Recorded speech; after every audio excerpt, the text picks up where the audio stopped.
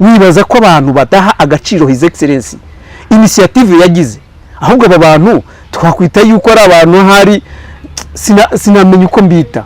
His Excellency bamugejeje icyo cyifuzo ati jewe niteguye gutanga inkunga yanjye. Igihe byavugiwe ni mu mwaka wa 2012 ikibazo cya Islam cyafashe intera mbi, cyasubiye hasi cyane ku gihe cya RGB ya nyuma ya Professeur Shyaka. Ni ukuvuga ngo urebye nanone imyumvire y'umuyobozi wa RGB w'iki gihe, nawe twibaze se iki kibazo aracyumva arakibona. Turamwandikira kenshi tukagerageza no kumwaka audience ngo tuvugane nawe ntashaka kwicarana n'abayisilamu. Ibyo niba nabikozwa bumva yuko abizi dini gusa, kandi iyo dini bakabayiga mu rwego rw'imiyoborere mu bihugu by'idini ya Islam. Bumva ko baza kuyipratika mu gihugu nk'u Rwanda kitagendera kuri sharia, kitayoborwa na Qur'an cyangwa Sunna. Ntabwo rero bishoboka. Niyo mpamvu ubona byabananiye, nayo masezerano byabananiye kuyashyira mu bikorwa. Ntabwo bari mu bayateguye, ndetse na leta y'u Rwanda twakoranye ayo masezerano bo banabyumvaga cyane. Ntabwo leta izaza kubidukorera, ahubwo yarizi ko abayisilamu nibo babiteguye. Uko kwiyegereza Imana biragoye. Nukuri tuzi twese ko perezida ari umubyeyi, ari umukuru w'igihugu, yakatubereye umubyeyi mu by'ukuri. Nawe nk'umuntu uzi ko uyu munsi turi mu biganza by'Uwiteka, akaba ari we udufasha akadukorera ubuvugizi, umusigiti wacu ugafungurwa. Numva aricyo kintu nasaba perezida. Ni ukuri igihe twaba turimo tunasenga tukamusabira umugisha n'Imana ikamukomereza ku ntebe yicayeho, numva ari byo nabasha kumusaba. Nta mpamvu n'imwe zifatika zigaragara. Ntabwo ubuyobozi bw'akarere ntibutubwira ngo wenda hari iki kibura ngo gikorwe. Hari amazi, hari ibigega, hari buri kimwe icyo ari cyo cyose. Hari urusengero rw'abagabo hasi, hejuru muri etaje n'aho abamama. Tukwibaza ngo se turazira iki? Niyo mpamvu twitabaje. Burya ikintu cya mbere ni umukuru w'umuryango. Perezida tumufata nk'umukuru w'umuryango, niwe numva akabashe kudufasha. Ni ukuri agize icyo adukorera, natwe mu isengesho twajya dupfukama tukasaba umugisha ku Mana. Ba'da billahi minash shaitanir rajim. Bismillahir rahmanir rahim. Alhamdulillahi rabbil alamin. Thumma as-salatu wassalamu ala rasulillahi sallallahu alayhi wa sallama wa ala alihi wa sahbihi ajma'in. Amma ba'd, fasalamu alaykum wa rahmatullahi wa barakatuhu. Nyuma yo kwikinga ku Mana ngo iturinde ibiremwa byayo bibi byavumwe, ku izina ry'Imana nyiri impuhwe nyiri imbabazi, hakwiye gushimwa kandi agasingizwa Uwiteka, we murezi wa buri kiremwa cyose hano kuri nosi. Amahoro n'imigisha bisakare kwa sozereje intumwa n'abahanuzi ari we Muhammadi, nabiwe n'abasangira ngendo be n'abazamukurikiza kuzageza ku munsi w'imperuka. Dora dusaba Imana ngo natwe tuzisange muri abo ngabo, Allahumma amin. Nyuma y'ibyo rero amahoro n'imigisha by'Imana bibane namwe mwebwe mwese mukurikiye ikinyamakuru cya. Hanyuma rero nitwa Imanzi Fahadi Asaudi, nkaba ndi umuyisilamu, ariko kuri ibibazo by'idini akaba ari jewe watangije ibijyanye n'impinduka, gutangaza ibijyanye n'impinduka ku miyoborere y'idini ya Islam mu Rwanda, haba ari kubitangiza, kubitangaza, kugeza kuri ino saha ibitagenda neza. Nkaba ndi umwe mu bagaragara cyangwa se mu babigaragaza mu nzego ndetse no muri societe yacu ya Kisilamu, kugira ngo tubashe kubyumva kimwe ndetse tunafatanye kuba byakemuka. Tunasaba n'inzego bireba uko zadufasha kugira ngo tubyikuremo kandi mu mahoro, hatabayeho izindi mpamvu zitandukanye zatuma habaho umwiryane utandukanye. Murakoze. Urakoze cyane Imanzi, ngira ngo usobanuye kuri wabitangije. Sinzi ngira ngo renda tunahere kuri iki kibazo undi wabitangije mu mwaka. Ntangiza ibijyanye n'impinduka ku bijyanye n'imiyoborere cyangwa se ibijyanye na societe ya Kisilamu mu Rwanda hari mu mwaka wa 2012 byitwa Amur. Icyo gihe yitwaga Amur. Twe twasabaga yuko mu Rwanda habaho idini ya Islam, aho kugira ngo tuyoborwe n'ishyira hamwe cya koperative yitirirwa idini ya Islam. Ibyo rero nkanjye wabisesenguye cyane abandi tubyumva kimwe mu bayisilamu n'abandi banyarwanda, nta numwe utabona yuko mu Rwanda nta dini ya Islam dufite. Leta ntabwo izi cyitwa idini ya Islam, leta izi societe cyangwa association cya koperative mbere byavuze byitwa Amur. tujyewe na bagenzi banjye twagaragaje yuko bitaberanye n'idini ya Islam mu Rwanda, dutangiza impinduka icyo gitwaga declaration, nyuma iza kugera ku gihe cyayo irarangira, dutangiza icyitwa TF kabiri cyangwa impinduka Islam impinduka kabiri mu Rwanda. Twahise TF kabiri, haza kubaho amasezerano, ibiganiro, amasezerano, leta bigizemo uruhare, twumvikana buryo ki twabitunganya, ariko leta imaze kuduha urubuga ngo amasezerano tuyashyire mu bikorwa, ntabwo ariko byagenze. Amasezerano ntiyashyizwe mu bikorwa, hari mu mwaka wa 2015 tuvuye muri 2012, amasezerano yakozwe mu mwaka wa 2014, hanyuma 2015 nibwo twagombaga 2015-16 kugira ngo tubishyire mu bikorwa, ariko icyo gihe abari bari mu mpinduka, itsinda ry'impinduka ntago ryajyanye n'abandi mu gutunganya muri ayo masezerano n'uburyo leta yari yadufashije kubyumvikanamo. Ni nayo mpamvu babigiyemo ari amasezerano ntiyashyizwe mu bikorwa, kandi bajya gutunganya no gushyira mu bikorwa ibyo batazi, batateguye umushinga utari uwabo, basekura amazi. Ari nayo mpamvu n'isaha tukivuga yuko ibyo twaharaniye bidatunganye, dusaba yuko byatungana nk'uko na leta yari yabidufashijemo, ariko n'izi saha amasezerano ntiyashyizwe mu bikorwa. Ngira ngo iyi manda iriho y'uyu mufti uriho amaze imyaka hafi 9, yagakwiye kuba afite manda y'imyaka 5, niko itegeko ribivuga. Birumvikana ubu ari mu nyongezo, ntabwo byitwa twayoboye uko byitwa, ntabwo byitwa inzibacyuho, ntabwo byitwa inzibacyuho. Nayo masezerano niwe wagakwiye kuba yarafashije abayisilamu ndetse akorohereza na leta kuba yashyirwa mu bikorwa, ariko niwe we n'itsinda bayoboranye Amur bagezemo, aho kugira ngo byitwe idini ya Islam ahubwo barabihinduye, bashyira mu cyongereza, igifaransa bagishyira mu cyongereza, babyita RMC, Rwanda Muslims Community, mbere byitwaga Association des Musulmans au Rwanda. Nivuga ngo ni icyongereza gusa, ni igifaransa bahinduye mu cyongereza, mu kinyarwanda biracyitwa bya bindi ngo n'umuryango w'abayisilamu mu Rwanda. Ariko twa project mu bindi bihugu, urugero nk'u Burundi, bo babyita Communauté Islamique, ntabwo ari Communauté des Musulmans. Natwe rero niyo shusho twifuzaga yuko idini ya Islam isona mu Rwanda, aho kugira ngo havugwa abayisilamu, twifuza ko havugwa idini ya Islam, ariko mu Rwanda havugwa abayisilamu, ntabwo havugwa idini. Bivuga ngo rero leta ntabwo izi cyitwa idini ya Islam, ahubwo izi abayisilamu. Ese abayisilamu bashamikiye kuki? Leta yagakwiye kubanza kumenya Islam, ikamenya n'abanyiri iyo Islam aribo bayisilamu. None amategeko y'u Rwanda n'ababiyobora mu Rwanda ngo n'abayisilamu bimenyekanishije nk'abayisilamu kugira ngo bamenyekanishe idini ya Islam. Twero turifuza nk'abaharanira impinduka ko mu Rwanda hamenyekana icyitwa idini ya Islam, aho kugira ngo humvikane abayisilamu gusa. Nkuko no ku isi hose havugwa idini ya Islam, ntabwo havugwa abayisilamu.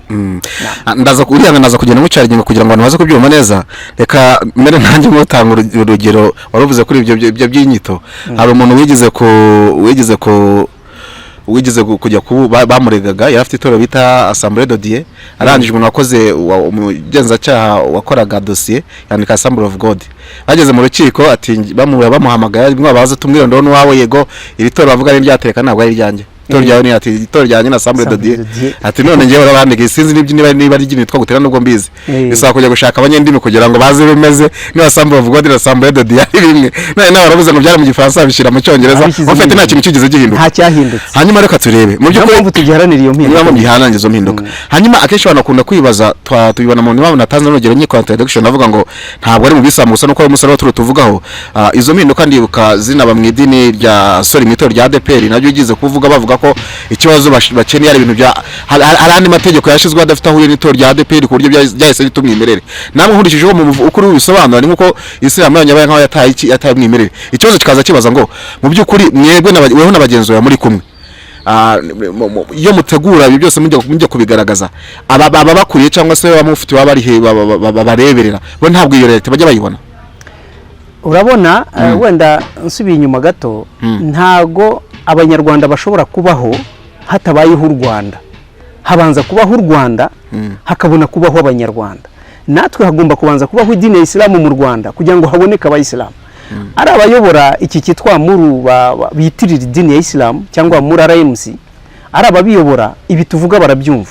Ni bamwe natwe tuvugana nabo, duhorana nabo, ndetse na leta decision makers kuri ibibazo bijyanye n'amadini mu Rwanda. Ubutumwa bwacu barabwumva, twaranabandikiye, duhora tunabandikira. tukanabamenyesha ibibazo bihari n'uburyo tubona byakemuka.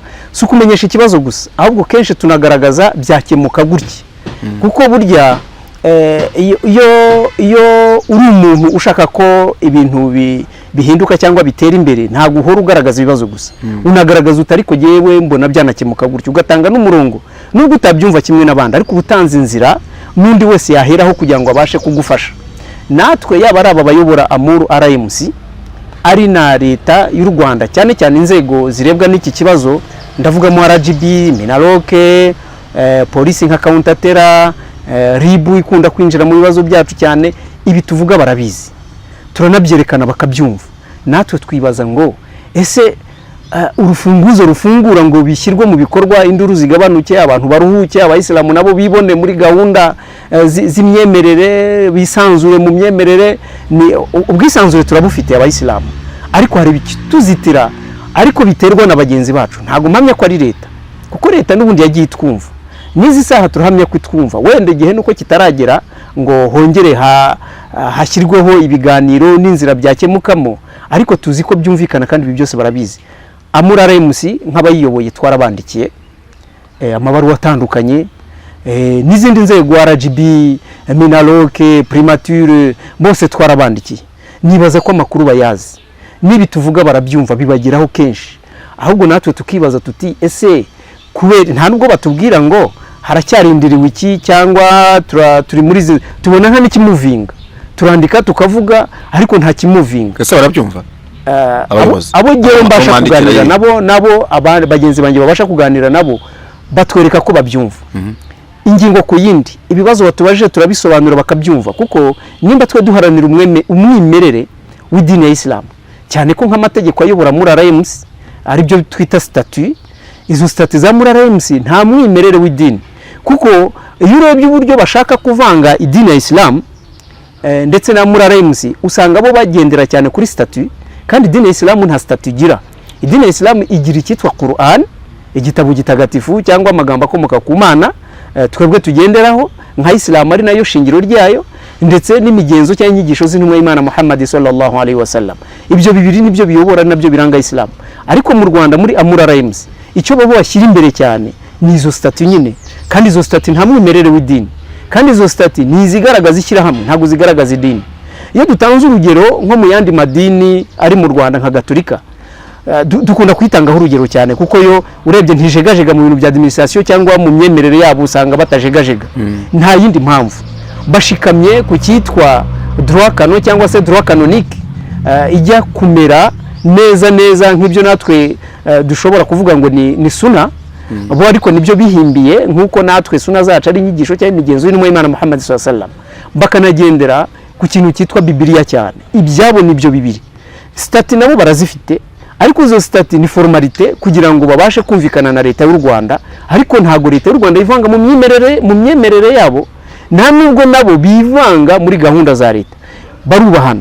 Icyo nicyo natwe twifuza mu Rwanda ko kibaho, hatabayeho uburyo twebwe twivanga cyane muri gahunda za leta, ugasanga Amuru RMC abayobozi bayo barashaka kwishushanya nk'inzego za leta, barashaka kwishyira mu myanya nk'imyanya y'inzego za leta, cyangwa bakigira nk'urwego rumwe mu nzego za leta. Ndatanga urugero, ntago wasanga muri ADPR, muri Gatolika, muri mu Baporoso bafite gitifu witwa gitifu kuva ku rusengero kuzagera ku rwego rw'igihugu. Ariko mu Rwanda kubera kwishushanya n'izo nzego, cyane cyane bagendeye kuri izo statut zabo, buri musigiti gitifu, buri karere gitifu, buri ntara gitifu, ku rwego rukuru ngo gitifu. Nuvuga ngo hari imito za leta, hari ibijyanye n'uburyo leta yubakitse, nabo bakashaka kwiyubaka nka leta. Idini ya Islam tukiraho ngara katuvuze n'urwo rya rutanze muri ADPR, manda yavuyeho akazi yewe na Isayi nabicino baciye biriya byo turere n'indembo, kuko urumva baravuga ngo uturere 30 resemu n'abamya 30, urumva intare 5 resemu abagize ururembo bakabana babagari 5, urumva so nabo baragenda baravuga ati ibi nabyo bihuje na leta, kandi ntabwo twebwe tugira iki tubyemera, kubera ko ntabwo urwego rwa leta, so bagira gutya babikuraho. None namwe muraje ati dufite bagitifu, urumva ese ubundi bagitifu shingano zabo bazize ko tuvuga gitifu mu ku karere, ku ntara, nk'uko leta yubakitse nabo niko biyubaka, bakishushanya bakihishusho indorerwamo ya leta, kandi ntawe idini hurira na leta rwose, usibye gufashanya no kuzuzanya nk'abanyarwanda no kugendera ku mategeko cyane cyane itegeko nshinga. Ntabwo idini ni societe civile, amadini ni societe civile, ntabwo rero bo biyumva nka societe civile. Amuru arayimusa abayobozi bayo, ariko ni incapacité n'ubushobozi buke n'ubumenyi bafite buke muri ibyo bintu. Bo bishushanya igihe 100% nka leta. Niyo ari nka imamu w'akarere, we yigereranya nka meya, yigereranya nka meya atari makora umushinga nka meya, nka mufti akigereranya nka president, ngo ni mu gihe ibyo nabayobora ikitwa muri arayimusi ntabwo ari mu idini, ibyo ntabwo bibaho. Cyane cyane idini ya Islam ifite uko yubakitse, ifite uko ibayeho, yanabayeho kuva na kera. Uru Rwanda rwabayeho mu mibereho yarwo n'imiyoborere yarwo kuva na mbere y'uko repubulika iza, rufite uko rwayoborwaga. Ibintu bikagenda bihinduka bitewe n'uko aho isi igeze cyangwa se politike y'isi aho igeze, ariko amadini ntibihinduka, kiguma ari cya kindi. Niyo mpamvu muri Eglise Catholique ikintu cyose kibaye barakubwira ngo droit canon, ntabwo ari kubivuga. Droit canon ntibyemera, Roma niho tugomba kubaza. Ibi byose bavugaga niko bimera, ariko mu idini ya Islam baravuga samia na watwana. Nukuvuga ngo bo abayobora muri RMC bo bari tayari guhindura Qur'an cyangwa ibyo Qur'an yemera n'ibyo intumwa y'Imana yadusigiye, bakigendera ku nyungu zabo z'isi zisanzwe. Idini ntayo bariho. Ni nayo mpamvu izi saha tugiharanira yuko idini ya Islam mu Rwanda yumvikana ikanagaragara, abayisilamu bakaza nyuma, habanje kugaragara idini ya Islam. Icyo rero nta gihari. Impinduka zacu rero zishingiye kuri systeme, ntago zishingiye ku muntu runaka ngo wowe uyobora nabi, wowe runaka gutya. Systeme nitungana, wayijyamo wese yagendana na systeme, ariko systeme y'imiyoborere y'idini ya Islam mu Rwanda irapfuye. Nta nubwo tuyumva kimwe, ariko impamvu tutayumva kimwe, hariho abizi idini gusa n'ababivanze byombi, n'abatarizi idini noneho bizi ibindi. Muri RMC ari byo twakakwiye kuha ishusho wenda y'idini ya Islam mu Rwanda. Ibyo niba nabikozwa, bumva yuko abizi idini gusa, kandi iyo dini bakabayiga mu rwego rw'imiyoborere mu bihugu by'idini ya Islam, bumva ko baza kubipratika mu gihugu nk'u Rwanda kitagendera kuri sharia, kitayoborwa na Qur'an cyangwa Sunna. Ntabwo rero bishoboka. Niyo mpamvu ubona byabananiye, nayo masezerano byabananiye kuyashyira mu bikorwa. Ntabwo bari mu bayateguye, ndetse na leta y'u Rwanda twakoranye mu masezerano bo banabyumvaga cyane. Ntabwo leta izaza kubidukorera, ahubwo yarizi ko abayisilamu nibo babiteguye. Nibyo koko dufatanyije twese, abizi idini n'abatarizi idini n'ababivanze byombi, kubishyira mu bikorwa birashoboka. Ariko abizi idini gusa bayoboye muri RMC zisaha babaye nk'abikanyiza, bajya mu bintu batazi batanashoboye, byarabananiye. Imanzi ubushize nigeze kubona inkuru zatambutse ku bitangazamakuru mpuzamahanga. Ni ikibazo cyabaye muri bigo bya Zanzibar, ubwo ni Zanzibar ubundi muri Tanzania ko mu giswara bitandukanye bavuga ngo Tanzania bara Tanzania visiwani. So muri Zanzibar rero habaye ikibazo mu gihe bari mu gisibo cya Mwezi Ramazani. Bageze gutya ngo bafata abantu bari bafata amafunguro ku manywa. None amaze gufata abantu bari barya ku manywa ku mugaragaro, baragenda bajya kubahana. None ikibazo cyaje kuvuga bakavuga ngo ese ubundi Islam igendera ku mategeko y'igihugu, ese bagendera ku itegeko nshinga, bagendera kuki? Ibyo ngibyo byagarukaga bagavuga ngo umuntu niba yariye ko atari no mwisilamu, ari uwarundi mu rindi torero, we biramugiraho izihe ngaruka. Icyo nari ntangira urugero kwari kugira ngo menye ese mu Rwanda muhuza gute itegeko nshinga rivuga ku bintu by'imyemerere n'ibijyanye n'iya Islam yanyu, harano bihurira ku buryo wenda ibyo byose mwagaragaje ibyo bibazo ababitsimbara wenda bavuga ati bishingiye ku itegeko nshinga, wenda turanga kwirengagiza itegeko nshinga icyo rivuga. Idini ya Islam mu bihugu byinshi bitagendera ku mahame ya Islam, itegeko nshinga rifite aho rihurira nko mu Rwanda. Ntango urugero nkuko wari ubivuze, Islam yo mu Rwanda ifite aho ihurira n'itegeko nshinga, kandi ifite naho idahurira n'itegeko nshinga. Ibyo bibiri birahari. N'ahandi mu bindi bihugu henshi, ari niyo mpamvu muri Tanzania wumva byagenze gutyo. Itegeko nshinga turigenderaho, dufite naho duhurira n'itegeko nshinga abayisilamu mu Rwanda. Icya mbere turi Abanyarwanda, itegeko nshinga ni ryacu, nitwe twarikoze, nitwe rireba nk'Abanyarwanda. Mbere yuko hazi idini turi Abanyarwanda. Noneho nyuma y'itegeko nshinga u Rwanda ruyoborwa n'irihe dini? Nta dini. U Rwanda ni laiki, igihugu cy'u Rwanda ni laiki, leta y'u Rwanda ni laiki. Nuvuga nta bibogamira ku madini. Perezida wacu w'u Rwanda ntabogamiye ku idini runaka, itegeko nshinga ntiribogamiye ku idini runaka, nta n'urwego rwa leta na rumwe rubogamiye ku idini runaka. Amadini yose afite ubwisanzure bungana, ni nako itegeko nshinga ribivuga, haba ari uburenganzira mu myemerere no mu gusenga imana yawe, dufite ubwisanzure n'uburenganzira nk'abanyarwanda bungana. Aho niho navuga yuko itegeko nshinga rifite aho rihuriye n'idini ya Islam mu Rwanda. Aho ridafite noneho aho rihuriye n'idini ya Islam mu Rwanda, n'igihugu kitagendera ku mahame y'idini ya Islam, twebwe abanyarwanda b'abayisilamu dutegetswe kugendera 100% ku itegeko nshinga, ariko tukagaruka kuri bwa burenganzira leta iduha ku myemerere yacu. Hagakwiye kuba harabayeho ubwumvikane hagati y'idini ya Islam na leta y'u Rwanda ku bijyanye n'ibyo n'imyemerere itabangamiye itegeko nshinga. Ibyo ntibyabayeho kandi turayifite, cyane cyane mu rwego rwo kwikemurira ibibazo. Abanyarwanda mu rwego rwo kwikemurira ibibazo, sosiyete ya Kisilamu ifite uruhare yatanga mu gukemura ibibazo dushingiye ku myemerere y'idini ya Islam. Ariko ibyo ngibyo abayoboye abasa nkaho bayahagarariye idini ya Islam mu Rwanda, iyo myumvire n'imyemerere birabarenga. Bo ibyo bize kubipratika cyangwa gushyira mu bikorwa inyigisho mu bihugu bijyanye n'ibihugu bigendera ku mahame y'idini ya Islam. Ntabwo ibyo bize babyigishe kubikoresha mu bihugu bitajyanye ibihugu bitayoborwa n'amahame y'idini ya Islam. Niyo mpamvu ubona byabacanze, ariko birashoboka ko dufite aho duhuriye n'itegeko nshinga ni ryacu kandi tugomba no kurigenderaho. Muri Tanzania biragaragara yuko wenda igihugu cya Tanzania cyangwa nka Zanzibar ifite abayisilamu benshi bashobora kuba barumvikanye na leta ku itegeko nshinga ryabo yuko hari ibibazo bimwe na bimwe bijyanye n'imyimerere bashobora kwikemura muri urwa discipline n'ikinyabupfura cyabo, bakaba barumvikanye na leta. Birumvikana nk'uko na Gatolika ibwira leta ati durakano ni nakorwaho, ariko ukagaruka ugasanga hari ibikorwa bahuriramo na leta kandi nk'abanyarwanda ibikorwa bimwe na bimwe kwikemura ibibazo, gufatanya n'abandi imibereho myiza, iterambere, nta tandukaniro rihari. N'ibindi nuko nguko byakwiye kubaho, ariko habayeho kubyumva noneho. Ariko twebwe abayobora muri RMC ntibabyumva bitewe n'iki? Si ubumenyi bwabo, ntabwo babyize. Ibyo bize ni ukuyobora mu bihugu biyoborwa n'amahame y'idini ya Islam. Niyo mpamvu ubona buri gihe duhora tugaragaza ibitagenda neza, ariko bo ntibabibona. Gusa iyo hafashe igihe barabyumva, rimwe na rimwe bakanabibona, ariko ubwo bumenyi ntabwo bafite. Kubishyira mu bikorwa ntibishoboka. Birasaba abafite ubumenyi mu kubishyira mu bikorwa. Ndumva rero twebwe u Rwanda kugeranya na Tanzania ntaho duhuriye. Itegeko nshinga ryabo n'iryacu biratandukanye. Nanone kandi idini ya Islam ko igihagararo ifite muri Tanzania no mu Rwanda biratandukanye. Bo bafite abamenyi batandukanye kugeza kuri ba docteur banize n'isi, bizi idini biga n'isi. Mu Rwanda abo bantu ntabo dufite. Usanga bizi isi barayize cyane, ariko nta nabizi idini cyane dufite mu Rwanda.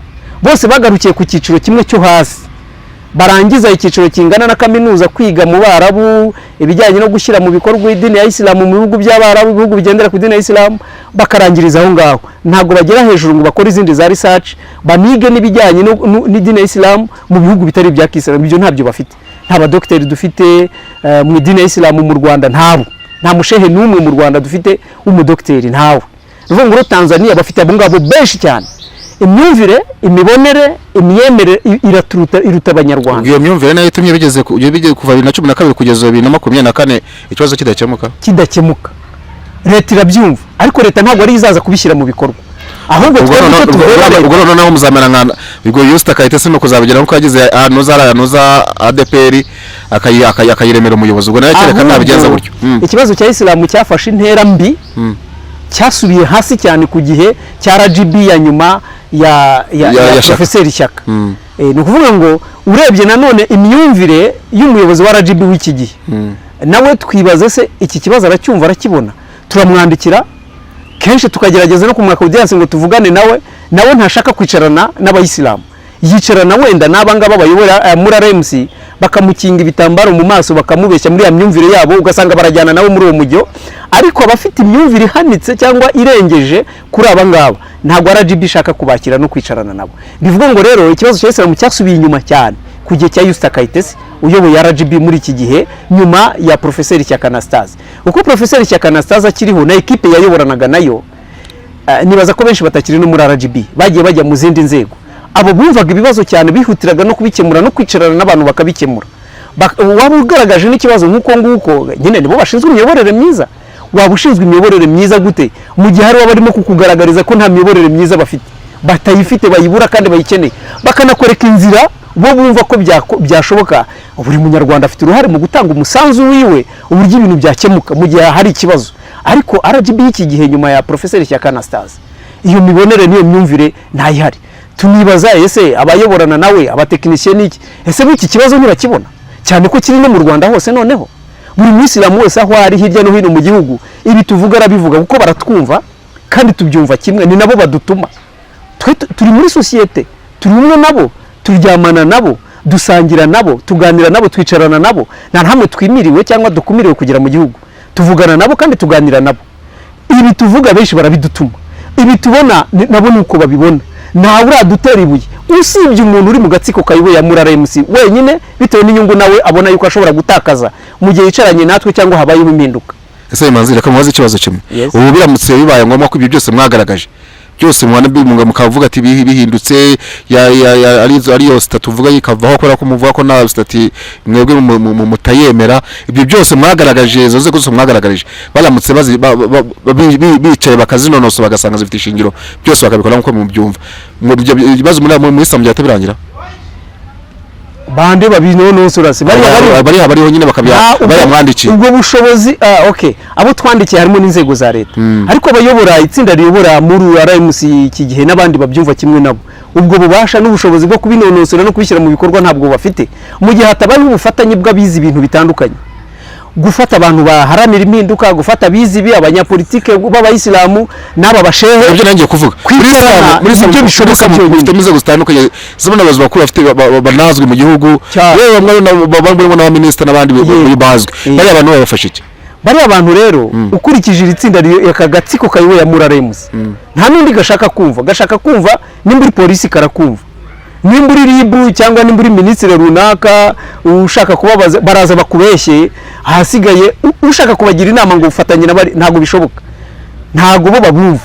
Nuvuga ngo dufite abanyapolitike b'abayisilamu mu nzego zose, aba ministers, abadepite, abambasaderi, abasenateri, mu nzego z'umutekano turabafitemo, ariko nta nubwo bashobora gutegura inama nk'iyo ngiyo, ubwo bushobozi ntabwo bafite. Ubusi igihe bibereye ntibabibona ntibabyumva, biranashoboka ko babagira n'izo nama ariko bakagira ubwoba n'ikibazo bati niduhamagara inama baratugamburuza batwereke ko turi mu mafuti, kandi abo ntibashaka kugaragara ko bari mu mafuti, banatwereke n'inzira byakemukamo basange hari imyanya bari butakaze. Icyo gihe rero icyo kintu baracyevita, baraganira ariko bw'amasigara cyicaro. None se icyaruta amasezerano His Excellency we ubwe yahagarariye agategeka ngo ni itsinda karishyiraho nka Perezida wa Repubulika y'u Rwanda. Ni itsinda ryashyizweho na Perezida, ntabwo ari umuntu runaka wavuga ngo warishyizeho, ni itsinda ryishyiriweho na Perezida wa Repubulika y'u Rwanda. Iri tsinda riratoranywa, aravuga ati mugende munonosore ikibazo cy'abayisilamu. Itsinda ryakorewe muri RGB ku gihe cya Professeur Shyaka, nibyo nakubwiraga. Itsinda mu nzego zitandukanye zose, umutekano, abashinzwe iperereza, abashinzwe ubutabera, abashinzwe ubumwe n'ubwiyunge, inzego zose aho zihurira n'ibijyanye n'umuturage. His Excellency yagiye ashyiramo point aba prefoko bashinzwe kuganira kuri ibyo bibazo. Ibyo bibazo rero byaranarangiye birakemuka, amasezerano arasinywa ku mpande zose.